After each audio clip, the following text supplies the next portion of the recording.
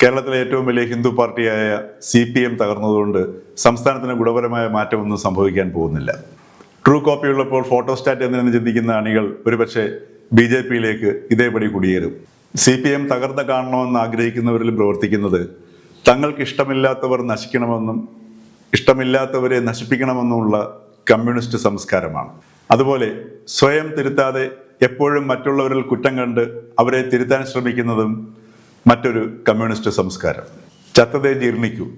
ഈ ജീർണിച്ച സംസ്കാരമാണ് കേരളത്തിലെ വീടുകൾക്കുള്ളിലും പുറത്തും സകല പൊട്ടിത്തെറികൾക്കും അശഘോഷകൾക്കും കാരണമായി മാറുന്നത്. ഈ ജീർണിച്ച കമ്മ്യൂണിസ്റ്റ് സംസ്കാരത്തിൻ്റെ സംരക്ഷകരും പ്രചാരകരുമാണ് ഇവിടുത്തെ ഇടതുപക്ഷ സാഹിത്യ സാംസ്കാരിക നായക സംഘവും അവരെ അതേപടി പിൻപറ്റുന്ന കേരളത്തിലെ മുഖ്യധാര മാധ്യമങ്ങളും.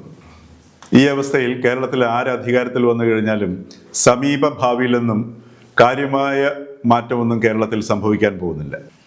അതുകൊണ്ട് വീട്ടിലുള്ള കുട്ടികളുടെ ഭാവിയെ കരുതി ഈ ജീർണിച്ച സംസ്കാരത്തിൽ നിന്നും എങ്ങനെ പുറത്തു വരാം എന്നുള്ളതാണ് മുതിർന്ന ഓരോ മലയാളിയുടെയും മുന്നിലുള്ള ഇന്നിൻ്റെ ആവശ്യം.